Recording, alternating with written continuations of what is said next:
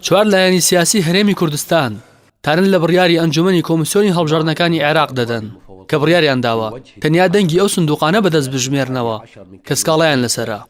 هەرێکە لە کۆمەڵی ئیسلامی و بجووتنەوەی گۆڕان و یەکگرتووی ئیسلامی و هاوپەیمانی بۆ دیموکراسی و دادپەروەری بڕیاریاندا تارن لە بڕیارەکانی ئەنجومەنی کۆمسیاران بدەن بۆ ئەمە بەسەر لیژنەیەکی یاسایی هاوبەش پێک دەهێنن.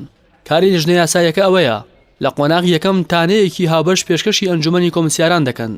ئەگەر تانەکەش سوودی نەبوو دواتر تانەکە پێشکەشی دادگای فیدراڵی عێراق دەکەن. ئەو چوار لایەنە پیان وایە بڕیارەکەی ئەنجومەنی نوێی کۆمسیارانی کۆمیسیۆنی هەڵبژاردننی عێراق کە پێک هاتوون لە نۆدا دووەر نایاساییە و نادەستوریە و پێچەوانی هەمواری سێیەمی یاسای هەڵبژاردنە کە بەپێی یاساکە دەبێت سەرجەم دەنگەکان بەدەست ئەژمار بکرێنەوە.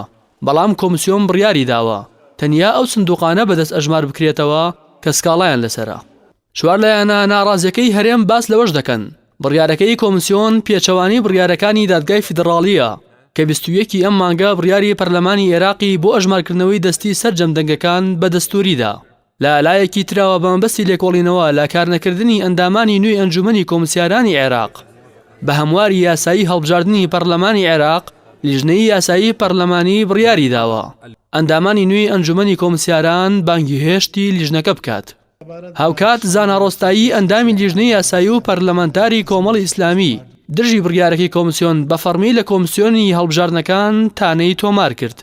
دوای زیاتر لە مانگێک لە ئەنجامدانی هەڵبژاردننی پەرلەمانی عێراق چوار لایەنە ناڕازیەکەی هەرێمی کوردستان کۆمەڵ و گۆڕان و یەکگرتوو هاوپەیمانی لە هەوڵەکانیان بەردەوامن بۆ ڕوبەڕووبوونەوەی ساختەکاری و گێڕانەوەی دەنگە دزراوەکان لەلایەن یەکێتی و پارتیەوە.